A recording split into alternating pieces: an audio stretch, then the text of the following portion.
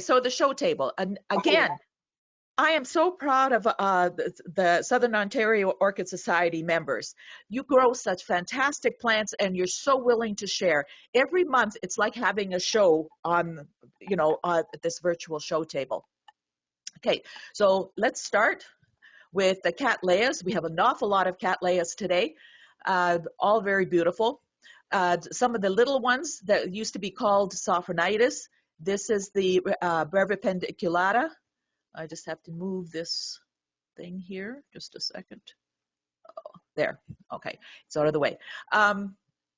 It's a tiny little plant. The flowers aren't too big, but they're gorgeous, and they usually bloom in the fall. The Cattleya cernewa is also in bloom. I know we have ours in bloom in the house. So you can see that a lot of the Cattleyas that are in the reds and oranges shade that use these species as in the background will be blooming in the fall and winter. This is the cernewa that I was talking about. This one is a light orange. They come at anything. There are some that are yellow, but they go into a really deep red orange. I love the leaves on these. They're really thick. They're like little cacti with a stripe down the center, and they're really tiny. The flowers aren't big, but neither is the plant. So you can have an awful lot of plants on one little mounted clump. These things, plants like this that have short rhizomes and short little pseudobulbs and leaves are much better grown on a mount, even if that mount is actually stuck into a pot, just because that you don't get the rhizome covered and then stifling the plant. The Cattleya lobiata, coerulea, bluebells, one of Leslie E's plants. So huge flowers with a deep blue lip. You always get the deeper blue on the lip. It would be nice if we had the whole flower that color, wouldn't it? And of course, the labiatas are fragrant. Actually, the coerulea forms tend to be, I find, a little bit more fragrant than the other forms. Ludmaniana variety coerulea sib. This is one of Joe DeChomo's plants. And he says that it looks bluer when it opens, and that's always often the case. Flowers change with time. They open up one color, and then they sort of mutate through a different color. And usually by the end, especially when it's a very delicate flower, by the time it's mature and just before it starts to fade, it's almost white. But this is a gorgeous flower, and look at the lip. This is Ivan's plant, first bloom seedling. He thought it would be darker in form. He's calling it Cattleya maxima forma coerulea. You know that when you have a seedling, especially if it's a cross, depending on how the mutations for the color have taken place, you can revert back to a color form. Although this particular plant, to me, may or may not be maxima because of the coloration in the lip. You'll see in the next slide, which is a coerulea, also belongs to Ivan. It's a maxima, and this is absolutely gorgeous, but there's a difference in the way that the markings are in the lip and the little different shape, and even in the shape of the sepals and petals. So sometimes seedlings get mixed up, but the other flower is very, very beautiful too. And this is, Ivan said, this is my most favorite Cattleya and color. I like the blues too, and it has a very sweet scent. So we do have a lot of scented flowers on the table today, and very appropriate for our program. Elena's very fragrant, reliable bloomer. Looks like a big plant. Look at how many pseudobulbs are in this one pot. Yes, it's probably a 10-inch pot, but still, you don't have the big long rhizomes that you have with some of the big Cattleyas. Gorgeous color. And as a hint, Stephen mentioned the fact that Walkeriana is fragrant, and oftentimes you can see the Walkeriana even if it's way back in the background, because the lip has this open look. Instead of having a cone over, like these two side lobes going over side to side, it opens up like that, and that sort of indicates that there's Walkeriana in the background. So that's a good hint that there could be fragrance there too, because the Walkeriana fragrance does carry on for many generations. This I love. Now, this is we're into Coeruleas this meeting. Hsinying plant, Carids mini queenie, angel kiss. It's a bronze medal from Joga, and it's also got an HCC from the AOS. The color is absolutely gorgeous. You see here the repetition of the blue lip tip on the petals. That's called splash petal, but it makes it a very beautiful flower, and this is very fragrant. This is a really cute mini. As Elena says, it's adorable. Beaufort is a real tiny little plant. A lot of GCI can be quite large, but that tiny little Beaufort rules the roost. And so you have a fairly small plant, and you have these nice little pink flowers. And, you know, it's almost as if somebody took construction paper and made a pink flower with a yellow lip.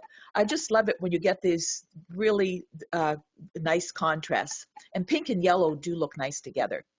This is one of David Bryan's big Cattleyas, Cattleya Marcello Miranda, Night Sky, AMAOS, Labiata cross.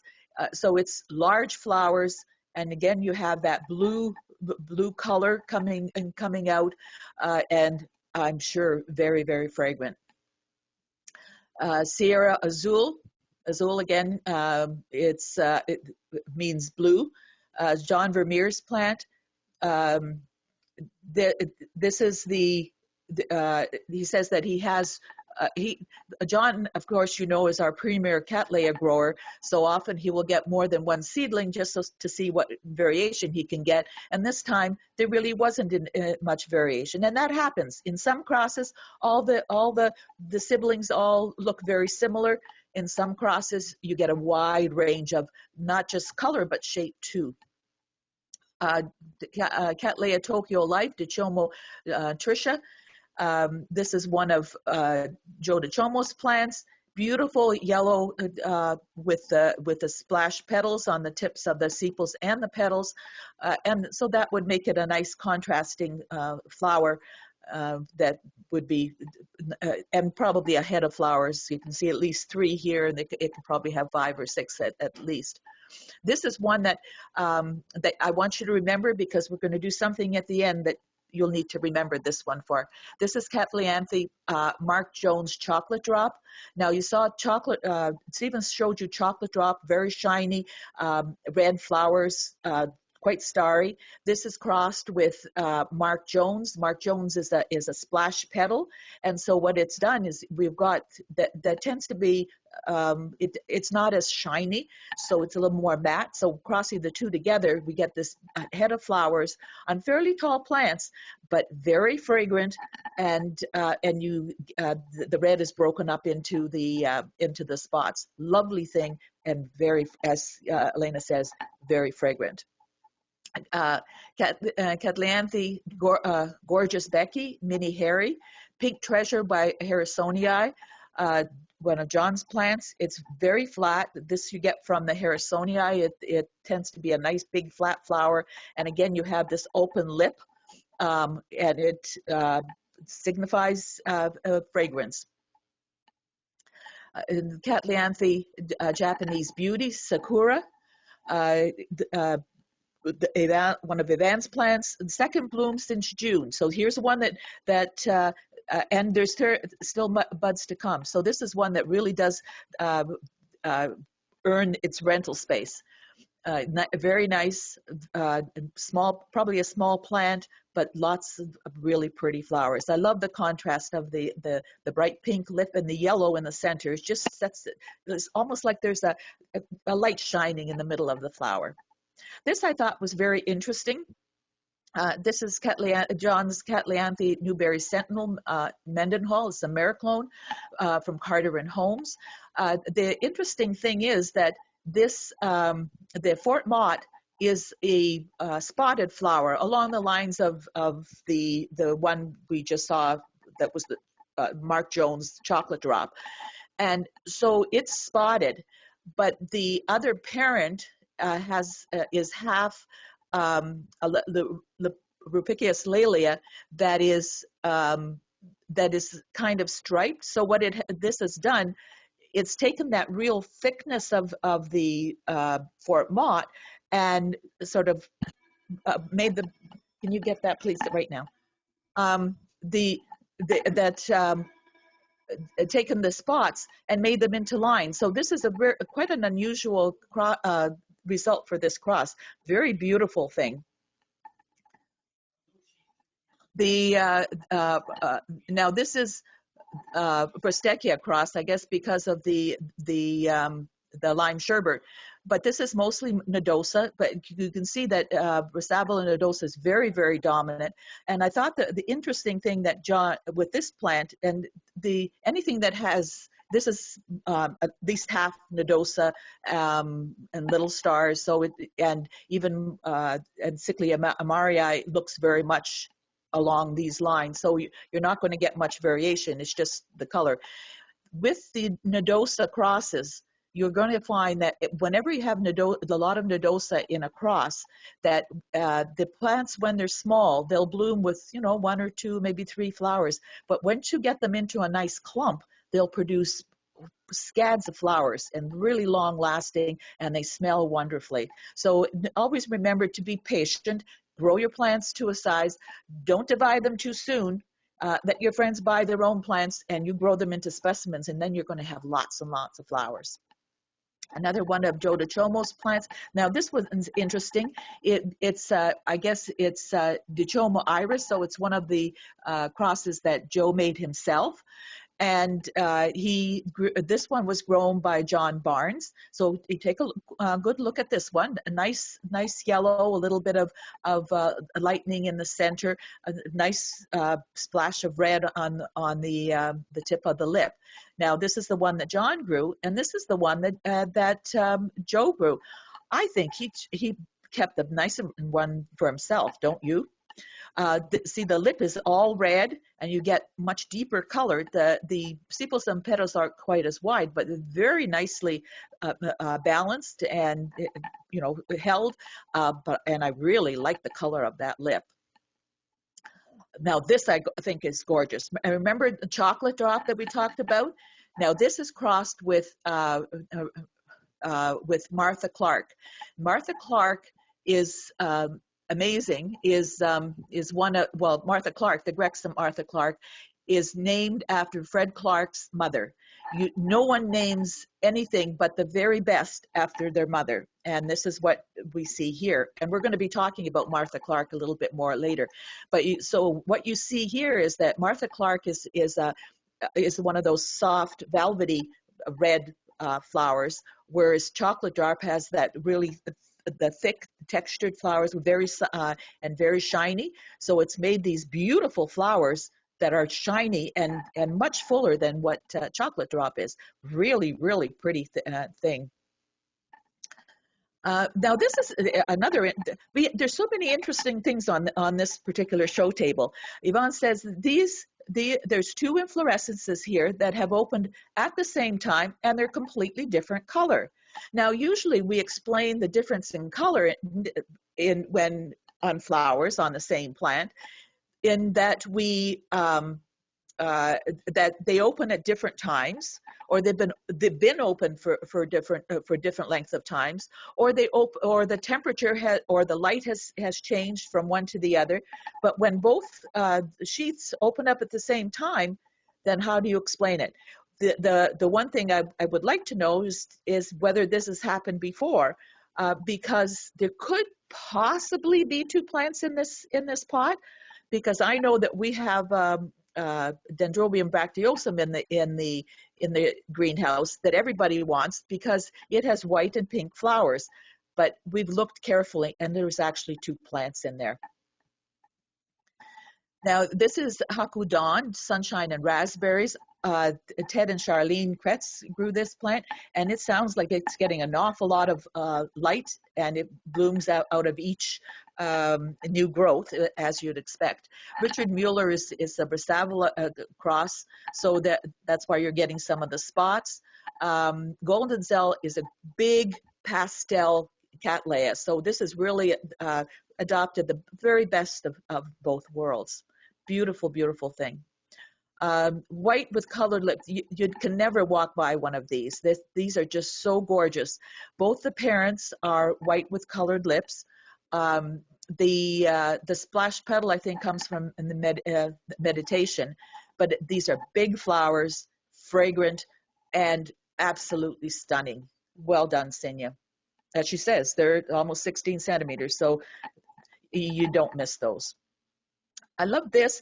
I thought it was interesting that John said it's a poor grower, but it's a great breeder. So it breeds splash petals. Remember we said the splash petals is where the color is on the petals. Well, what we have here are the two petals and the lip are almost identical, so that you could almost call them polaric. So when it has all this extra color on the petals that are trying to be lips, then when it passes this extra color onto its progeny, and then that's why you get the splash petals. Rhynchovelocattleya Jean Crocker, grown by Leslie E. It's a semi-mini Cattleya, and it blooms 2 to 3 times a year. Beautiful thing. Again, an open lip, probably fragrant, and does take up a little bit of real estate and produces lots of nice flowers. Jeremy Island. This is another one of Carteret Holmes's famous crosses. Beautiful color. Anytime you have Okani, you're going to have red color. It's so dominant for red color and huge size. Bryce Canyon is one of the big purple Cattleyas, very, very full. And so when you put the two together, you get this beautiful, huge red flower that, right there in your face. And also it's fragrant. So a lot of the red flowers are fragrant because they have the purple flowers and purple parents in the background. Well done, Eugene. Mark's Valentine, Circle of Life cross. We've talked about Circle of Life. You see Circle of Life, you're going to get something that's nicely shaped.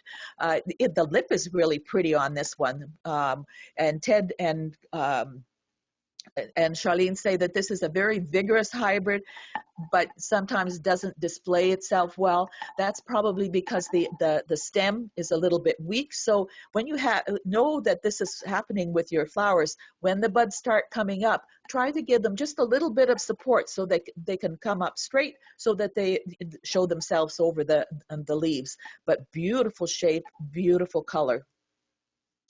Rhyncholeilocatleya Memoria Shirley Moore, Newbury, another Carteret Holmes plant, the Mariclone. This is a gorgeous flower. When I first saw this, I thought it was green. I know sometimes pictures are really hard to take, so I figured when I take green, this is what happens. So I thought it was green, but when I actually looked up the Mariclone, it was actually most of the pictures I saw were yellow to golden yellow. So I guess this is one of the plants that varies depending on condition. The color varies on condition. The lip you see here is from the Cattleya bicolor, and is probably so that probably makes the flowers quite fragrant. I like this one too, the Rubescent doll. This is one that Fred Clark uses a lot in breeding for miniature Cattleyas because it has such a nice shape, a big lip, because a lot of the mini cats have lips that are tiny and they're pinched. This has a nice wide lip. So we have this one that Anna grew, and she summers outside and then grows in the window. And actually, this is treated the same way because I know John Vermeer has his Cattleyas outside in the summer and then under lights in the winter. Again, you can see the similarity, very similar. Uh, uh, these are sister plants. That they're not clones, so they're slightly different. You can see the lip is different, but quite full, much fuller than you see on a lot of the miniature Cattleyas. And those are the Cattleyas. Now, we don't go away. We do have some more Cattleyas, but they're going to come at the end because we have something special for you today. So we into the Vandas and the Vandas, the Angraecums, the Bandaceous alliance. So the Arangus kochiana, another one of Ted and Charlene's. I think at one point Ted used to grow only Angraecoids. So when he did displays, they were all white. It was really quite spectacular. But this one is, again, night scented, like Stephen said, and it grows on cork. A lot of the Angraecoids really do better mounted because they seem to like they need good humidity, and they want a fair amount of water, but they also want to dry immediately after they're watered. And here's our Christmas orchid, or the Darwin's orchid, and Robert has. He says it's blooming for the second time. I think he had one blooming quite early in the summer when ours bloomed. This is supposed to bloom for Christmas, but you know, orchids do their own thing. And you can see the nectary, and it's nice and straight, so that plant wasn't being moved around while the flowers were opening. Beautiful thing. This is a large flower. It has to be at least hand span side to side, and it does last a long time, even though it can easily get bruised because it's white, but it is gorgeous and well worth the space. Now, Stephen said that these get big. Yes, they get big. I've seen them as bigger than me, but they start blooming when they're a foot and a half tall or so. So they're worth working. If they get too big, you can give them to somebody who has room. This is one of our plants. This is one of the species phales that I really love. And you don't see it very often, but it has those beautiful mottled leaves. It's not scented, as far as I can tell, for my nose. But I love the way that the flowers come out on this almost like a tail, foxtail, and these lovely white petioles. So it really makes a good picture. And as I'm looking at this, it's still on my kitchen table, and yes, it's really worth growing. So if you find this, it's one that's well worth adding to your collection. This one does not branch; it stays that way. Now here's something interesting. The Phalaenopsis taxonomists subdivide a lot of the species into many variety forms. This is Kathy's plant, and she says she loves the unique pattern because everyone is different, and it also has a nice citrus fragrance. She's calling it a Tetrapsis red. Now, recently, at the judging center, we awarded one of something very similar. It came in as Tetrapsis variety imperatus, and then there's another variety that's looks very much like this, and it's called Christiana. And so we had to decipher which was which. Well, according to the literature, if the flowers were all like this one, with the color going all to the edges, then it's an imperatus. If it has different, if the color is different on every flower, like we see here, then it's a Christiana. So, if you have both this and this on the same plant, what does that give you? I think Tetrapsis with the descriptor red is quite appropriate. Now, this is Rhinanthera philippinense, Dixie Girl, CCM AOS. Now, I assume that this is a new blooming because this plant we awarded in August, I think. Sandra, you can correct me. So this is the second blooming this year. Yes, it is. Right? Yeah. So and this spike is just as beautiful as the one that it got awarded with. Sandra, I think, grows in one of those grow tents in the winter. So, and obviously gives them lots of light because this is a highlight and heat um, loving plant, but she's growing it so beautifully, and they're like little clowns. Look at the big pantaloons every one of them is wearing. This is a beautiful thing. If you give it, and look at the roots. Whenever you have roots like this, you can have flowers like this. Rhynchostylis gigantea. This is one of the very, very fragrant vivacious plants. They're not too big, but again, highlight and lots of heat. They will not tolerate any coolness at all. This is our Sandriana. Now, we've had Sandrianas off and on all fall. Different people have bloomed them at different times. Most of ours bloomed in the summer. This one just is in bloom now. You can see it is a big plant. We've had it for a while. It's got a lot of kikis coming on it, but you can't take those kikis off because you'll break all the roots off. But because it has all those roots, it's a happy plant. It's got a gorgeous flower. And the thing about this one is the stronger the plant, the more vigorous looking the flowers are. They're very flat. They're a nice round shape, and they stay a long time. So grow those roots, the flowers will come naturally. This is Peng Zhang's Phalaenopsis, Phalaenopsis Pink, beautiful color, and look at all the branches. Now, things happen, and she broke the spike, but obviously the plant is very happy and produced lots of side branches, and now it is in full bloom. It'll be a beautiful addition to her Christmas decor. And this one is also her plant.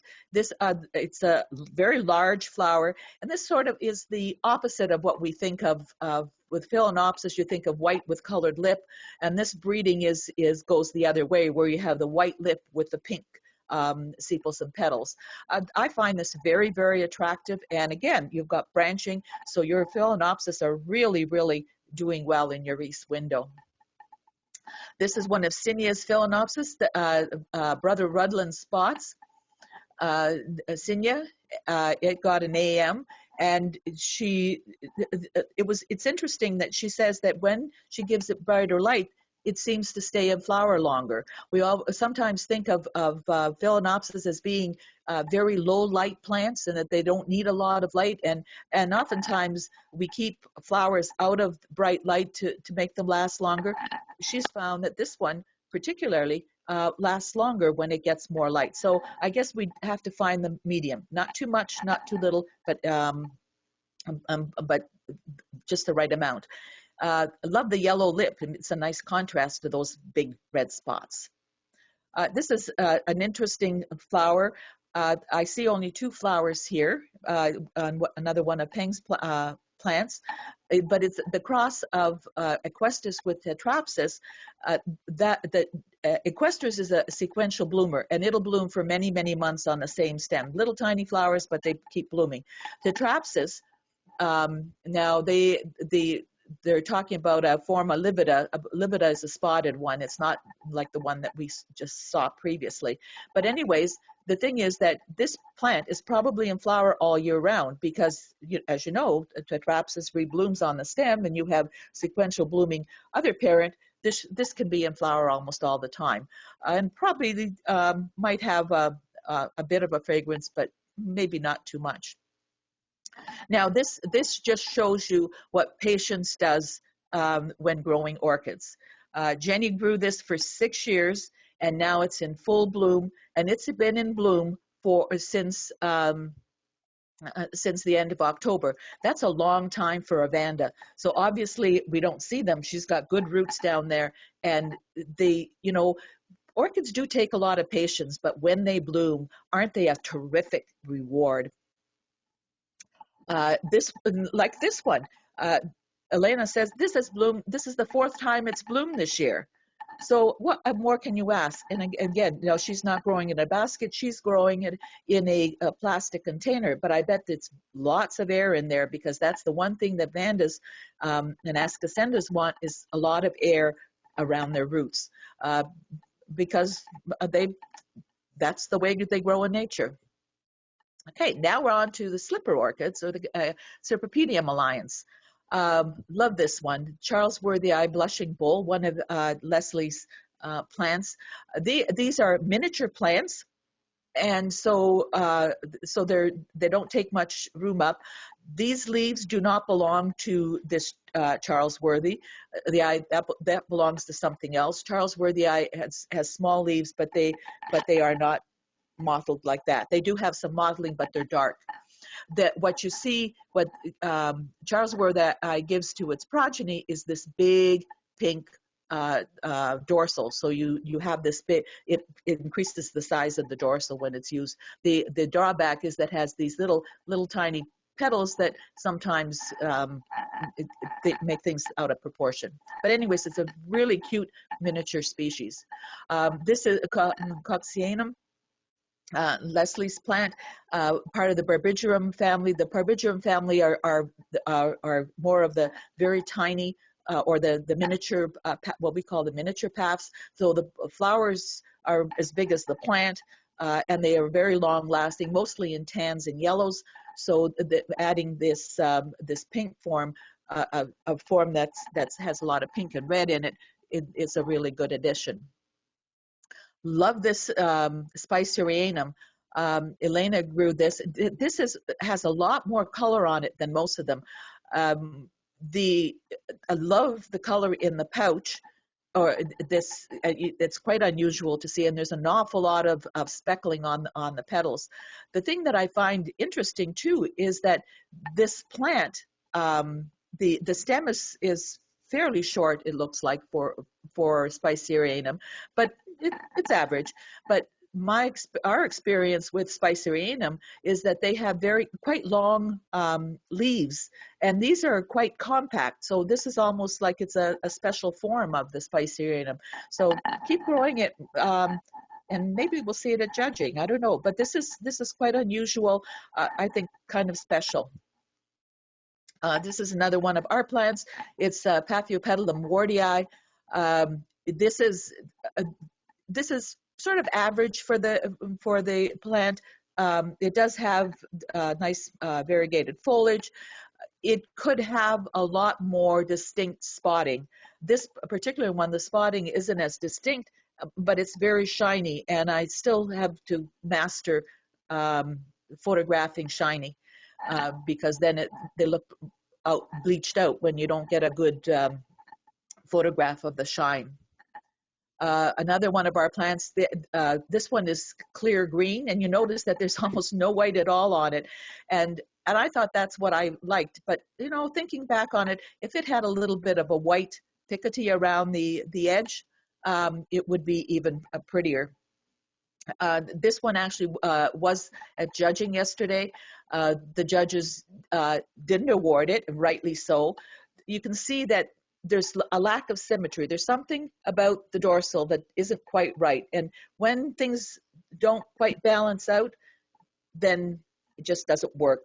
But it's gorgeous color, it's nice, thick in substance, and very shiny texture. This I love. Kathy says she's disappointed in the shape, but loves the color. I agree. The color is fantastic, but I think the shape is really quite nice. The petals could maybe be just a little bit wider through here, but I think having them down this way really shows off this beautiful speckling in a sort of a flame sparkles type pattern on the dorsal. I think is really gorgeous. Having different colors in the flower and the nice contrasting picotee of the yellow and the white, I think really adds to the whole look of the plant or the flower. Sylvie's Hsinying Citron, one of the green Maudii. You can see the mottled leaves, beautiful green color. And you can and you can see the little hairs all along the edge of the petals. Beautiful thing, so fresh and green, lovely thing. Sandrianum is the long petaled path. William Ambler is a Roth cross. So you have these beautiful flowers that Hsinying has grown. She said the petals are 29 centimeters long, so that is almost a foot and a half. and can see the big, huge flowers, lovely color in the lip and the dorsal, nice stripes, beautifully presented, very clean plant. Really nicely done. Another Sandrinum cross. This is Paul Parks, and it actually we didn't measure the length of the petals, but I think it was upwards of about 35 centimeters, something like that. So it was, but beautifully presented. This also went to judging, and you know, when you look at something and you see it in the greenhouse, it looks really great. And then you look at what has been recognized before, and there's, you can see that this is very beautiful. So everybody, you know, there's been lots of awards. I think there's 51 awards for this Grex. So in order to get another award in this Grex, it has to be pretty spectacular. Maybe if we'd had 6 flowers instead of 3, the judges would have liked it better. Another green, one of David Bryan's plants. This, I mean, I would keep this plant even if it never bloomed. I love these leaves. Wolf's Folly, Warty Eye by Dire Wolf. Now, Warty Eye, remember we saw Warty Eye, one of our plants? Now, obviously, this, in order to get this nice clear green color, they had to use an alba form of the Warty Eye. And you can just see a little bit of the spotting here, but look at the shape. Isn't it very, very reminiscent of the color form that we Warty Eye that we saw previously? Now we have the Phragmipedium Don Wimber 3N Hsinying. This is her first bloom, and I guess she's pretty proud of this because it's a big flower and great color and form, and as it, you know, as the stem progresses, it can branch and produce several flowers on a stem.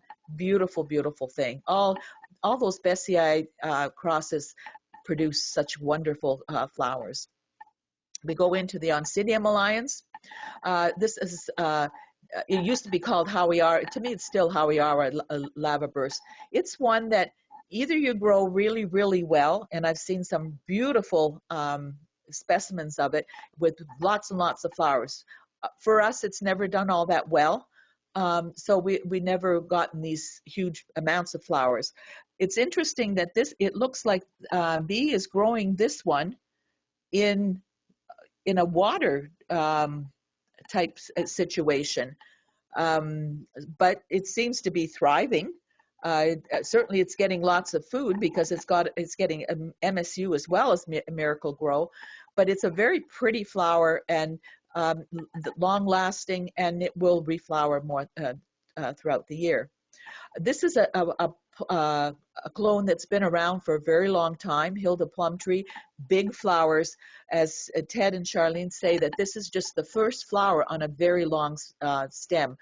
It probably has, you know, 15 flowers on it, and the stem is probably 3 to 4 feet long. When you have a flower stem that long, it pays to take a close-up of the single flower because if you take the whole stem, you don't get to see all the detail in the lip. Look at all the little keels and the different colors and things. Beautiful, beautiful thing.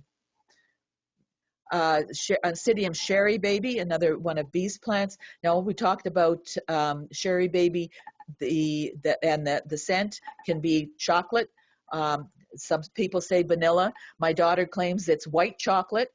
I'm not sure exactly how that white chocolate varies from regular chocolate, but she claims it's white chocolate, not brown chocolate. And she doesn't consider white chocolate because she said you need the chocolate color to make it chocolate. Anyways, it's very complicated. So she's produced a huge big spike, and I like seeing this too. You can see the plant way down here, and the plant is probably about 1.5 feet tall, and you have this stem up here. It's probably close to 6 feet. Well done, B. Go from huge to little. Oncidium Twinkle, as Steve said, this is a great plant to grow. The one thing to remember about these flowers last a long time, but they are also very slow developing. You get buds, and they're bare buds, and you think they're going to be out next week. Well, they're not out next week. They're not out the following week. It probably takes several weeks to for them to come out. But once they come out, the scent is gorgeous, and they do last quite a long time. So well worth having this in your collection, and even in all the different colors that it comes in. Thank you, Eugene, for bringing something back from the past. I haven't seen this for many years, but it is a very nice a Phalaenopsis, used to be called Bergerara, Nellie Eisler. Beautiful, rich red color and a beautifully marked lip. And on compact plants, you don't see this one very often, but it's nice to see that some of our more experienced growers are still growing the old favorites. Now, here's another real oldie. Ivan has had this plant for over 30 years, and it always blooms in December. It's a little early. It started in November this year, but maybe we had more sun. But I think that is fantastic. I really prize the plants that we've had for a long time. They sort of become part of the family, and you sort of have to look after those even more. Okay, the Dendrobium alliance. Of course, we have the bulbophyllums in this group. The bulbophyllum rothschildianum, grown by David Bryan. He grows this really, really well, and it's always beautiful. This is the parent of the Elizabeth Ann buckleberry that so many people grow. I love this picture. It looks like a bunch of little kids standing in a circle with their tongues sticking out. Whoops, we missed one there. We can't miss that one. This is Dendrobium Hilden Paxton. It's one of the Australian dendrobiums. Speciosum can get huge, to be huge plants with hundreds of flowers. Tetragronum is a very small plant, and it has just a few flowers per stem. So crossing the two, you get these lovely inflorescences with several flowers on. This plant also was at judging yesterday, and it actually, Ted says that you notice how warm he grows it. If it drops to 5 degrees, it comes back in the house. But it reblooms on the old stems, and every growth, just about every growth on that plant had a flower stem on it. Very, very nice thing. These, I couldn't smell it because, of course, we all have to wear masks, and I was tempted just to lift it a little bit, but I didn't. I was good. But they're fragrant. They don't last. These aren't the dendrobiums that last a really long time. 2 weeks at the outset usually, but they're glorious when they're in bloom. Love this one because I always like white flowers. I have a penchant for those. Dendrobium pocket lover. Hsinying grew this one. She says it's a very small plant, and but it's full of flowers. And if these flowers are, you've got a small plant and it's covered in these white flowers, it's better than a hyacinth stem. Now we go to the Cymbidiums and the Catasetum. This one, I love this one. This is one of Rob Vanderheyden's plants. Look at the face here. There's the eyes, and the mouth is open, and he's yelling something. I don't know, but this is almost grotesque. If you saw this in the dark and it glowed, it'd be pretty scary. The interesting thing about this particular Catasetum is that most of the time when you have Catasetum flowers, they sort of come out and arch over. This one, he says, comes up very straight and stays straight, and obviously is holding itself even without a stem, even without a stake. So this is a little bit unusual. The markings are really quite unique, aren't they? The Catasetum 10 Dragons, this was mentioned earlier. This is its second round of flowers, and it has 22 flowers on a single stem. This dragon's teeth is a fimbriatum cross, so this is why you have the dorsal and the petals straight up like that. And the tenebrosum is where you get the color, because the tenebrosum is the one that's almost black with the bright yellow lip. So you have the bright yellow lip with the color from the tenebrosum and the shape from the other parent. Really pretty thing. Dragon's Treasure, Gilberto, AMAOS. Now Rob says he's already had 4 inflorescences, and we've got two more here. I think we saw it at a previous on a previous table, and it's the Cloiciides that produce all the flowers. They're smaller flowers, and they're perfect flowers. You'll notice this is a good close-up of the flower. You'll notice there's no hook here for the pollen to shoot, because when you cross it with the Cloacetum, most times you get perfect flowers, so they're male and female, not just male. So they don't seem to have the a lot of them don't seem to have the trigger to shoot the pollen. But very pretty thing, probably quite fragrant, and of course it still has the frilliness from the Ursowicii. I love the frills on this one. Elenus plant. You can see that. And see, this is the usual thing that you get from Catasetums. They tend to go down, so you have to watch them as the buds are developing. You can arch them out, but you have to do that very carefully as the spike is growing, not after it's done this. But you just put it up on a little bit of a stool and or a lift, and you have a beautiful arrangement of flowers. I love the spots and this fimbriated lip. This too might be fragrant, because most of these Catasetum, Cloacetum and Catasetums do have some fragrance. And Jumbo Phoenix, Zinnia's plant. Beautiful color. Of course, it's the Cycnochus is a swan orchid. They're beautiful green color. It's the Marmotes sinuata that adds the color to it. And the trouble with the Marmotes is they sort of bloom all over the place. They're not sort of very ordered flowers. So sometimes on the progeny you get this mixing of flowers. It's not a really organized inflorescence, but still the color makes up for it. Now this one is interesting because it's a Cycnodes, so it's also a Cycnochus with a Marmotes cross, but these tend to look more like the Cycnoches, and probably because the Ursowicii is one of the parents. Tan gold is actually a golden color, whereas by adding the Ursowicii back, which is green, you're going back to the green. So if you put another dose of Marmotes in there, we'd get these flowers in colors. We have one Cymbidium. Connie and Milton got this 10 years ago, another one that must be a reliable bloomer and grower because it's still around. And so it's a nice thing. And of course, this is just the start of the Cymbidium season for many of us. This is interesting too. We talk about how flowers are different when they open at different times. The golden elf tends to bloom throughout the year.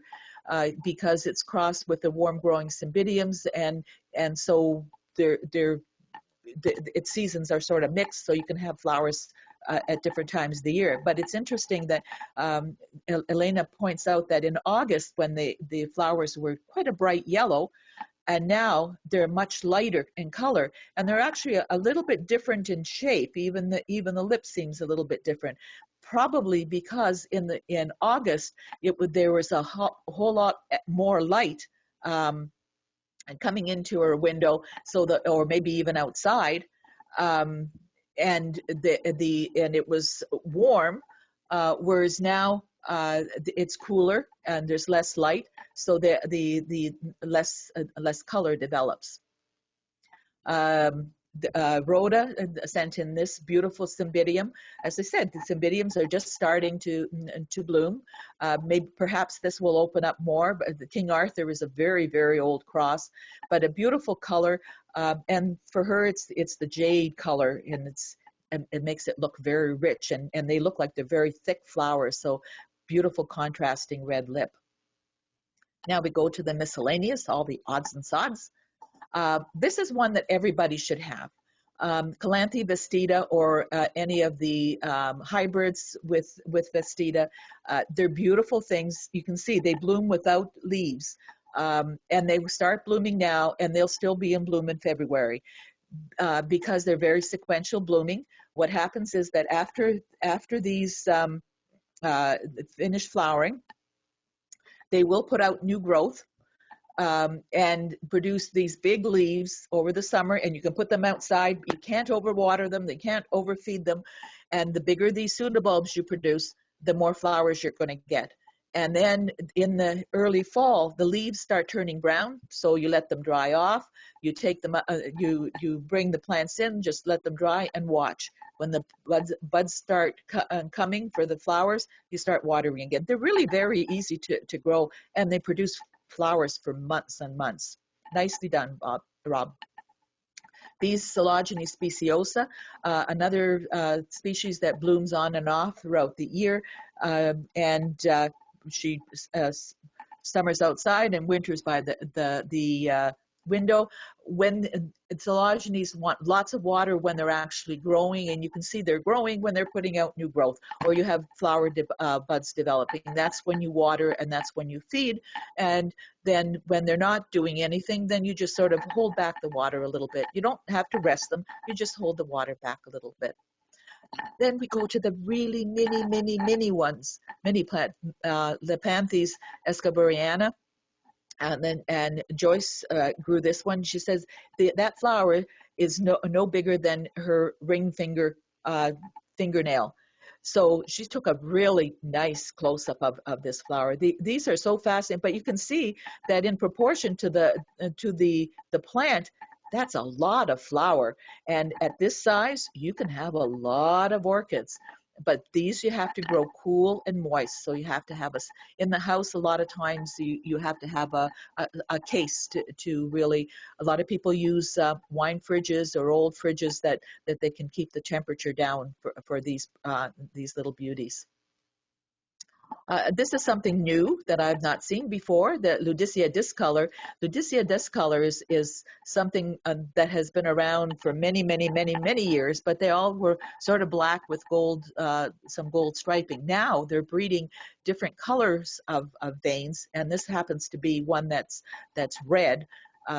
Leslie grew this one. Of course, it has very interesting flowers, but these are the jewel orchids that we grow for the leaves. The thing about these, they're easy to grow in a terrarium, or even Ludicea will grow outside of a terrarium. But you know, the problem is if there's one slug within blocks, that slug will find those, and you really have to watch out for those slugs. Galopedilum Arlene Armour coaching. Now this is one of the Zygopedilum group. You notice that Zygopedilum Arthur L is one of the parents. These are very interesting flowers. Ted and Arlene, Charlene, sorry. Arlene is the flower. We've got Charlene and Arlene. They're light. They say they're lightly scented. The thing about these that they say they prefer a small pot. They do require a fair bit of water. You have to be careful with watering because and that's why a small pot is good, because then it drains really well, and they will take cooler temperature. They can get quite cool, and they don't mind, as well as as long as they have good air movement, so you don't get mold and stuff starting on the leaves. But if you can grow them, they're really rewarding, and they last quite a long time. Then we have one like Casti, Isle of Bullcorn by Macama. This is a fairly old cross, gorgeous color, and quite nice for a small plant. Nice plant. As the plant gets bigger, it'll produce more flowers, but the color in this is really nice, Elena. And with that, we come to our plant of the month, and it's Cygnodes Wine Delight Gem FCC AOS, grown by Hsinying Tan. Hsinying, your plant rooms must be just absolutely gorgeous with all these Catasetum and the dendrobiums and all these Cattleyas in bloom. But this is really great. I know you're on the meeting. Do you want to unmute yourself and tell us how you grow them, please? Hi everyone. I'm showing up. Okay. Yeah, you're there. Okay, this is the second time this pseudobulb is blooming. First time is 2 spikes. I think it's about September. It already flower one round, and now it's the second round.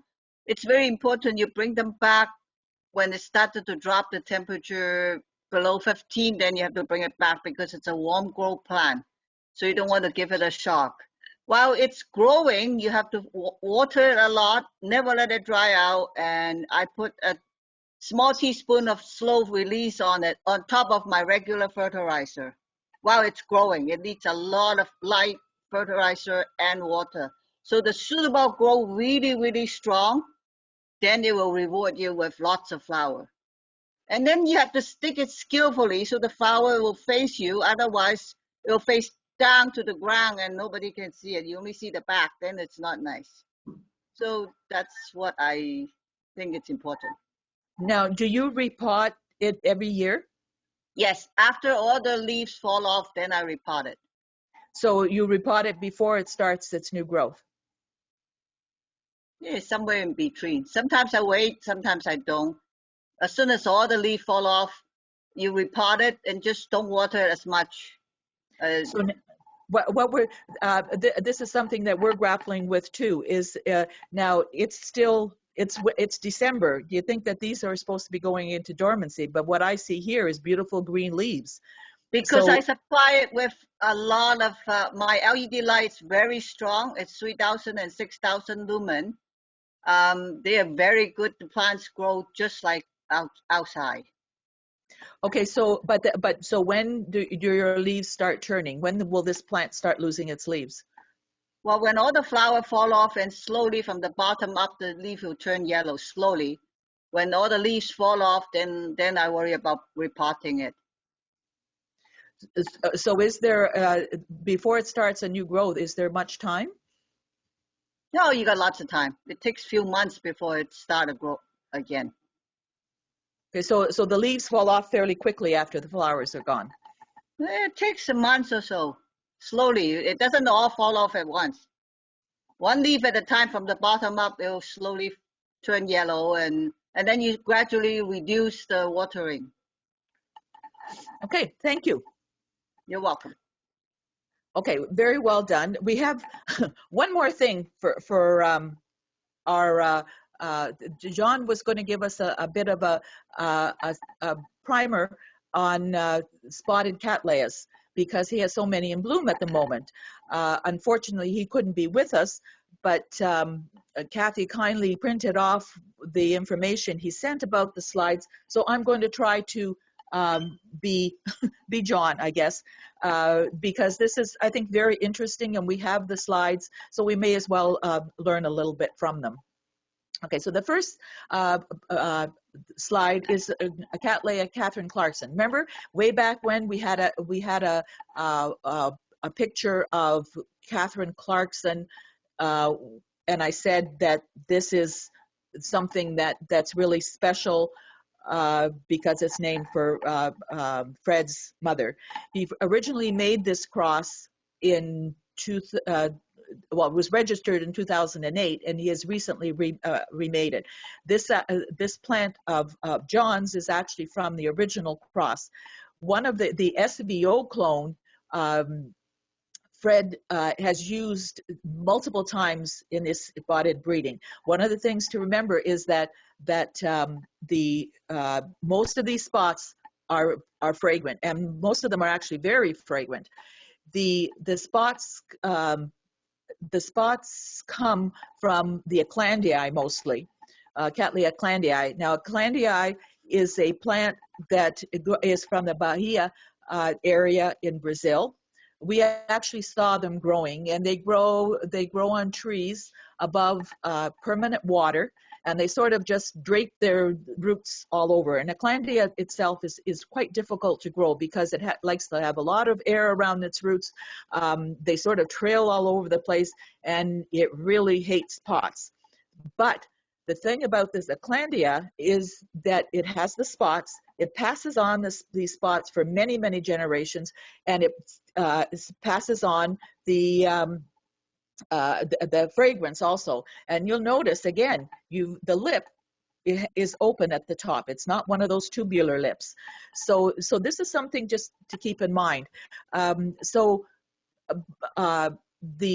one of the things that John mentioned in this program is that most of his spots bloom from early to late fall. They're still in bloom now, but they've started blooming, say, in September, and they go into winter. Eclandia itself is actually blooms, its peak blooming time is May. So it's the other plants that are like bicolor and other things that are in there that actually expand the length of time when these things bloom.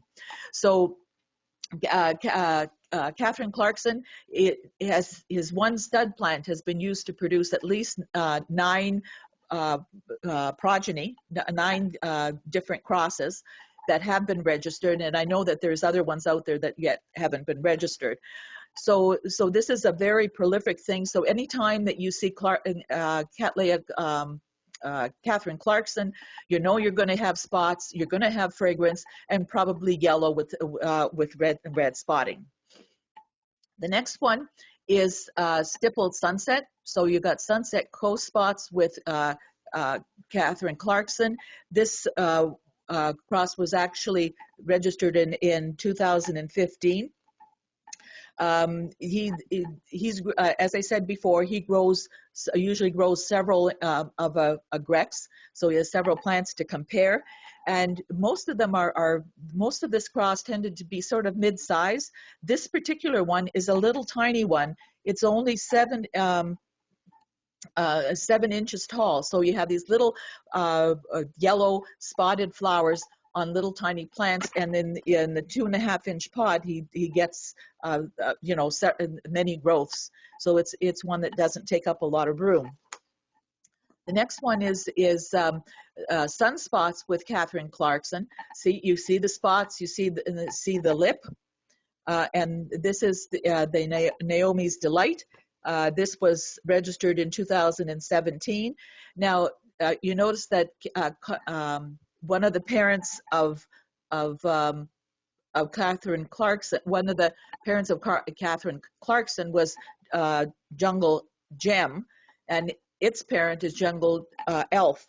And so Jungle Elf is actually a great grandparent on both sides in both of these parents, so you're getting this kind of color. They're very consistent, and this has it can produce more than one flower. On this particular flowering, it's just one, because like most Cattleyas, they bloom when they mature. So on the previous on the other growth, it had 3 flowers. Now it only has 1, but it has this really pretty, you know, sort of pink flush around the edges. The next one is Terry Spots. Now this isn't named for me, but I'll take the the credits. It's really pretty. This Evelyn Paquette has introduced a different group of parentage, which has widened the sepals and petals and widened out the lip. You can see quite a different but it still has the coloring, although you have a little bit more coloring. You know, the spots have sort of meshed in the on the outsides, but it's still fragrant, still has lots of spots, and still a good grower, and a very recent register. This was only registered in 2019. And the next one, Jonathan Omar, is Stippled Sunset with Catherine Clarkson. Again, now the Stippled Sunset has it gives it the very shiny look, but still see the Walkeriana lip, quite open, lots of fragrance, lots on small plants, and they're all a little bit different, but always very nice. Now this is actually something that's a little bit different. There is no Catherine Clarkson in this, but it's still part of the Pennycaruta group. The Caudebec is, and of course you have the Jungle Elf, which is a grandparent or great grandparent in all of the ones that we've seen so far. What you're seeing here is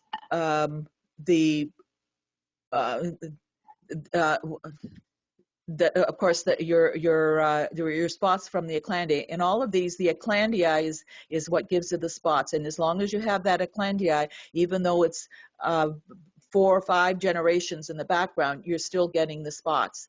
So it's I guess John really likes his spots, and he has much variation in spots, but the good thing about them is that they flower readily, they have good substance, they last a long time, and they're fragrant. So it's something to try and something to remember. And, you know, Catherine Clarkson, Jungle Elf, these are the parents that you're looking for. And with that, that is our show table. Many thanks to all those who shared their photos, and a big thank you to this month's judge, because we really do we have one judge doing the whole show table, and so that is really quite a commitment. So we really appreciate every judge every month that does this for us. Thank you, and you know, have a good week. I guess I have to say from me and Doug, happy holidays, Merry Christmas, Happy Hanukkah, whatever you celebrate. We wish you the best, and we'll see you in the new year. Terry, before you go, I just wanted to show you this. This is what happens when you neglect your orchids. I have been so busy making gnomes that I didn't even realize this was blooming till today. So. All right, well, let's just finish the chuckles and then I'll get to you, okay? So there, see, even John, our premier Cattleya grower, sometimes misses flowers that come out, and this plant has actually burst its seams. So I guess it needs a repot. Let me out of here, it says. And there's some that are just don't even bother saying let me out. They just go and visit. Okay, thank you for coming. Okay, next meeting is celebrating SOOS. Don't forget those pictures of Dendrobium celebrates 50. Yeah.